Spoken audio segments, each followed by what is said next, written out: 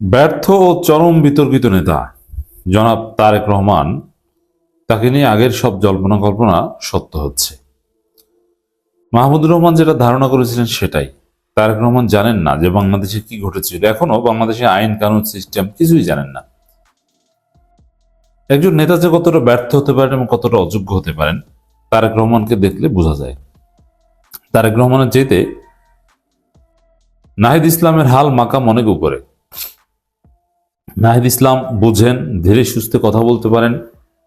নাহিদ ইসলাম খালেদা জিয়ার যোগ্য উত্তরসূরি। খালেদা জিয়া যেরকম ঠান্ডা মাথায় কথা বলতো, নাহিদ ইসলাম এরকম ঠান্ডা মাথায় কথা বলে। এবং খালেদা জিয়ার এক একটা শব্দ ছিল এক একটা বারুদের মতো।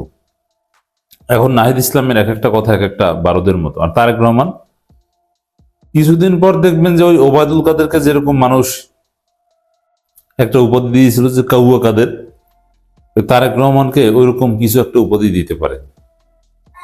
নিচে নিজের লেভেল এত নিচে নামিয়েছেন যেটা অকল্পনীয়। সস্তা ধর্ম কাঠ খেলছেন রাজনীতিতে। কি গুপ্ত গুপ্ত এইসব হাবিজাবি কথা বলছেন, কোনো ব্যক্তিত্ব স্মার্টনেস বলতে কিছু নেই এই ইন্টার পাস এই নেতার মধ্যে। এখন শিক্ষাগত যোগ্যতা ইজ ভেরি ইম্পর্টেন্ট, তবে কিছু কিছু ক্ষেত্রে শিক্ষাগত যোগ্যতা না থাকলেও সেটা ওভারকাম করা যায়। যেমন Begum Khaleda Zia was under matric, but তিনি বিশ্ববিদ্যালয় ভিসিদের ম্যাডাম ছিলেন। আর তারেক রহমান, তার জীবনে কোনো অ্যাচিভমেন্ট নেই, ইন্টার পাস করেছেন, উচ্চশিক্ষার সুযোগ হয়নি, যার ফলে তার আচার আচরণের মধ্যে এখন সেই ইন্টার পাসের ছাপ ফুটে ওঠে। কারণ যে গুপ্ত গুপ্ত বলা, ধর্মকাট, জান্নাতের, এই ধরনের ফালতু বিষয় নিয়ে কোনো ইন্টার পাস নেতা ছাড়া ডিল করতে পারে না।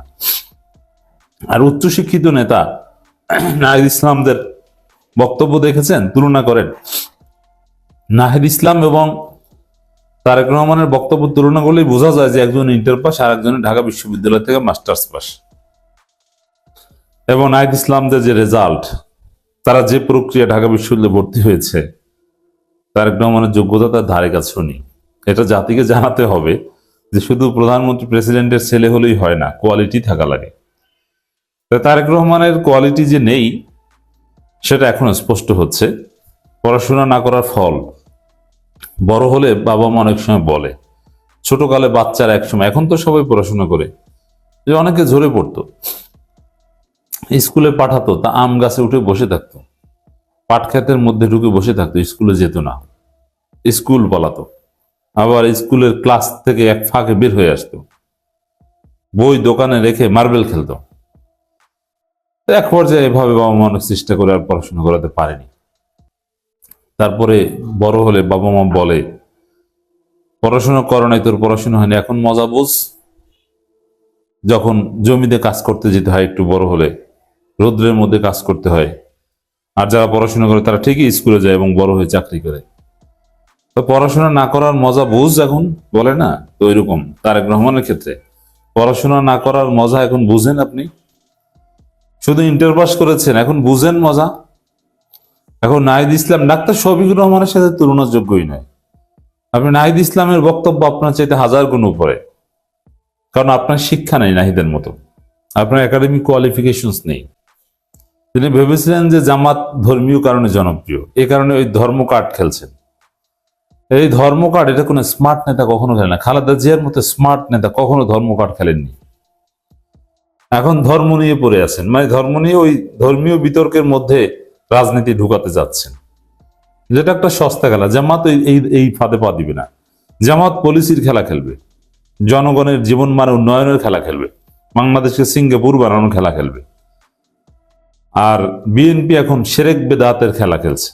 তারা নিজেরা শিরক করে তারপরে অন্যকে বলে যে তোমরা শিরক করো।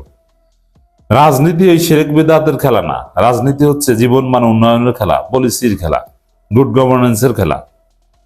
জামাত খেলছে ওইটা আর এরা খেলছে এইটা, পার্থক্য বুঝছেন?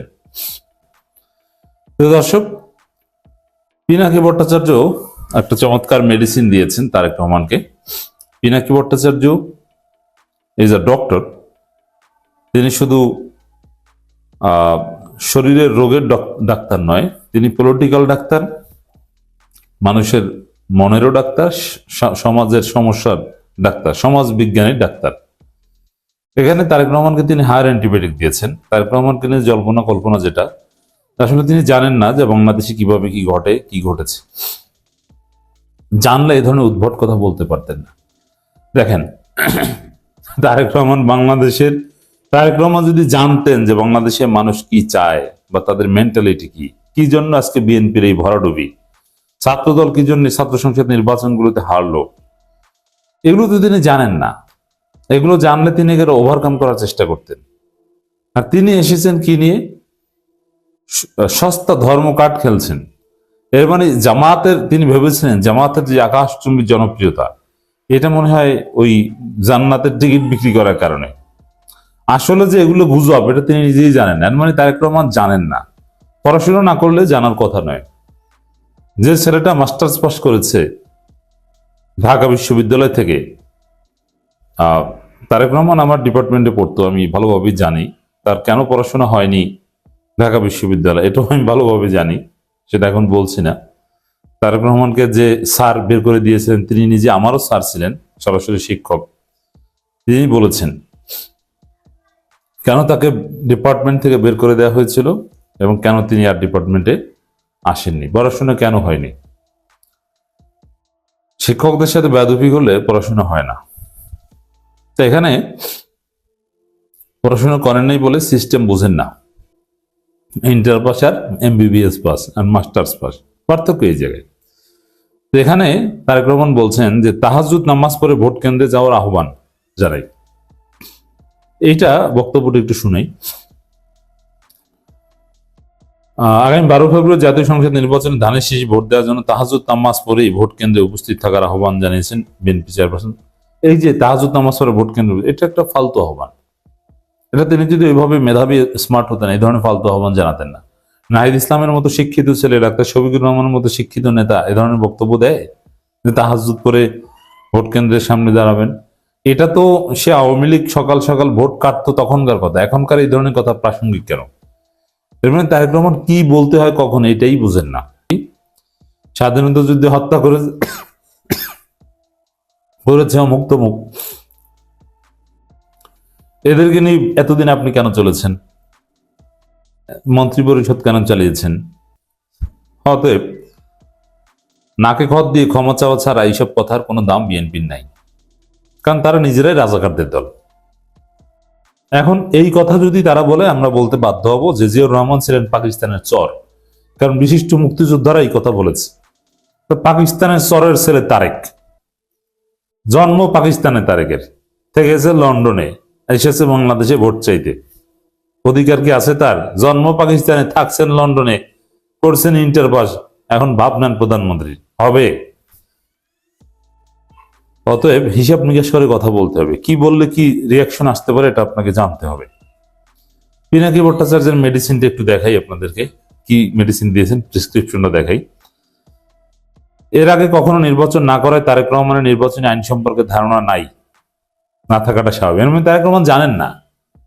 এই যে তারেক রহমান জানেন না, এই জল্পনা কল্পনা সত্য হলো। নির্বাচনী আইন জানেন না, তবে ওনার উচিত ছিল নির্বাচনী বিধিগুলো চেক করা, মানে পড়াশোনা করে। এই জন্য আসলে পড়াশোনা না করার মজা এটা। প্রকাশ্যে জনসভায় উনি ভোট সেন্টারগুলোর সামনে নামাজ পড়া মানে বেহুদা জটলা পাকানো। কেন এই দিন আশপাশের মসজিদগুলো কি বন্ধ থাকবে? পিনাকির মেডিসিন দেখেছেন?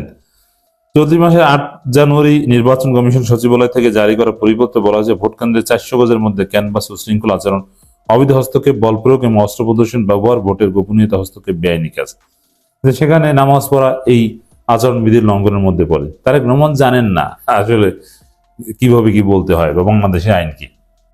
আমিরে জামাত, বাংলাদেশ জামাত ইসলামের আমির ডাক্তার শফিকুর রহমানকে এনসিপির ঐতিহাসিক স্বীকৃতি নিয়ে তোলপাড়। দর্শক, ডাক্তার শফিকুর রহমানকে প্রধানমন্ত্রী বানাতে পুরো বাংলাদেশ প্রস্তুত। দর্শক, এনসিপির আহ্বায়ক নাহিদ ইসলাম বলেছেন, ফ্যাসিবাদ বিরোধী লড়াইয়ের অন্যতম বীর সেনাপতি জামাতের আমিরে জামাত ডাক্তার শফিকুর রহমান। এর অর্থ হচ্ছে আমাদের যে 24শে জুলাই যুদ্ধ, দ্বিতীয় স্বাধীনতা যুদ্ধ, এই দ্বিতীয় স্বাধীনতা যুদ্ধের অন্যতম নায়ক, বীর সেনাপতি, অনেকটা প্রধান সেনাপতির মতো আমিরে জামাত, বাংলাদেশ জামাত ইসলামের আমির ডাক্তার শফিকুর রহমান। এই বিষয়টা কেমন একটু সহজভাবে উপস্থাপন করি। এবং 1971 সালে একটা মহান মুক্তিযুদ্ধ হয়েছে।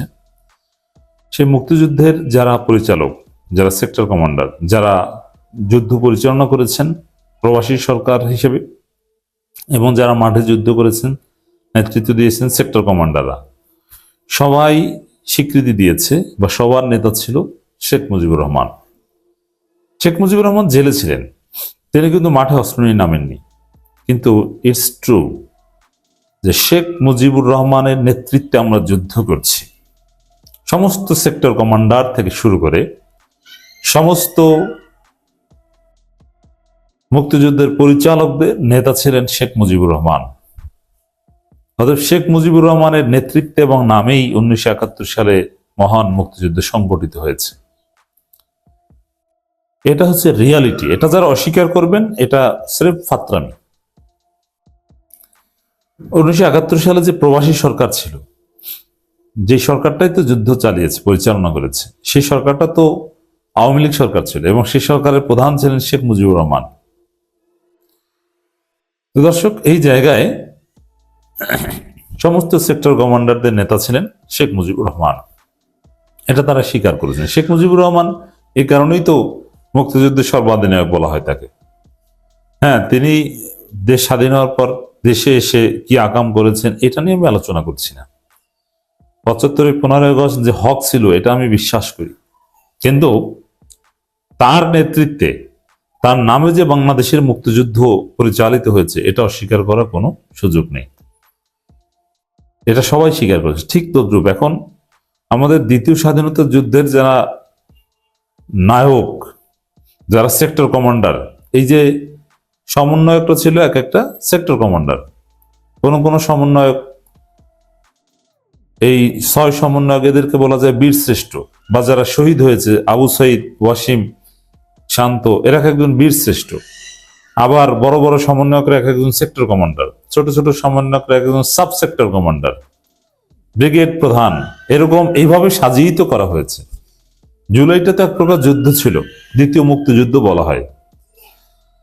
কিন্তু ডাক্তার শফিকুর রহমান কিন্তু কোথাও কোথাও অস্ত্র নিয়ে, লাঠি নিয়ে, ক্রিকেট স্টাম্প নিয়ে মাঠে নামেন নাই। কিন্তু এগুলোর নেপথ্যে অন্যতম বীর সেনাপতি ছিলেন ডাক্তার শফিকুর রহমান। এটা এখন কারা স্বীকার করছে? সেক্টর কমান্ডাররা স্বীকার করছে। শেখ মুজিব যেরকম জেলে ছিলেন, কিন্তু মুক্তিযুদ্ধ হয়েছিল শেখ মুজিবের নামে। তা আমিরে জামাত জেলে ছিলেন না, তিনি পালাতক থেকে, দেশের ভিতরে থেকে সবকিছু সমন্বয় করেছিলেন, বা একটা বড় অংশ সমন্বয় করেছিলেন। কি সমন্বয় করেছিলেন এটা একটু আপনাদেরকে বুঝাই, একটা পর্দার অন্তরের একটা খবর বলি। এই যে নাহিদ ইসলামরা, হাসনাত, শারজিস, নাহিদরা, তাদের তো লোক নাই। সাধারণ জনগণ ডাকে সাড়া দিয়েছে একটা পর্যায়ে, কিন্তু প্রথমে তো আন্দোলন শুধু শিক্ষার্থীদেরকেই করতে হয়েছে। তখন তো ছাত্রলীগের দখলে ক্যাম্পাস। লোক আছে কাদের এটা তো জানেন, যে লোক আছে শিবিরের। সাদিক কায়েমরা সমন্বয় করত, এবং সাদিক কায়েমদের সাথে সার্বক্ষণিকভাবে শিবিরের ঢাকা বিশ্ববিদ্যালয়ের সাবেক এক সভাপতি, যিনি এক বাসায় থেকে কয়েকজন সভাপতি একসাথে থেকে আমিরে জামাতের সাথে সবকিছু কমিউনিকেট করতেন, এবং আমিরে জামাতের কাছে জিজ্ঞেস অনুমতি চাইতেন, আমরা আজকে এই কর্মসূচি দিতে চাই, এইভাবে করতে চাই, এইভাবে করতে চাই। তা আমিরে জামাত তিনি ঢাকা বিশ্ববিদ্যালয় শিবিরকে ব্ল্যাঙ্ক চেক দিয়েছেন যে এই যে হাসনাত, শারজিস, নাহিদ বা ওরা যারা সমন্বয়ের কাছে, আসিফ, ওদের সাথে সমন্বয় করে যা করা দরকার করো, কি লাগবে আমাকে বলো, আমি দিই। এবং আরো অনেক পরিকল্পনা দিয়েছে। লোক লাগবে, অ্যাম্বুলেন্স লাগবে, হাজার হাজার লোক লাগবে, 10 মিনিটে 2000 লোক লাগবে, 5000 লোক লাগবে। আমিরে জামাত সবকিছু দিয়ে দিয়েছে, কারণ আমিরে জামাতের হাতে এগুলো কোনো ব্যাপারই না। অমুক জায়গায় ঝামেলা করতে গেছে, লোক লাগবে। অমুক জায়গায় সমন্বয় আটকা পড়েছে, তাকে রোগী সাজিয়ে অ্যাম্বুলেন্সের মাধ্যমে বের করে আনতে হবে ডিবির চোখ ফাঁকি দিয়ে। জামাতের পক্ষে এটা সম্ভব। আমিরে জামাত সবকিছুর ব্ল্যাঙ্ক চেক দিয়েছিলেন, এবং সবকিছু তিনি সমন্বয় করতেন। এখানে আন্দোলনের মূল কেন্দ্রবিন্দুতে ছিল এই নাহিদ, আসিফ, হাসনাত, সার্জিস, এই সমন্বয়করা। আর এই সমন্বয়কদের মূল সমন্বয়ক ছিলেন সাদিক কায়েম, আর সাদিক কায়েমের সমন্বয়ক ছিলেন আমিরে জামাত। তাহলে বীর সেনাপতি কেন, বুঝতে পারছেন এবার খেলাটা কোন জায়গা থেকে হয়েছে, কোন জায়গা থেকে লাইন কানেকশন শুরু হয়েছিল। আর এটারই স্বীকৃতি দিলেন নাহিদ ইসলাম যে ওই লড়াইয়ের অন্যতম বীর সেনাপতি ছিলেন আমিরে জামাত ডাক্তার শফিকুর রহমান।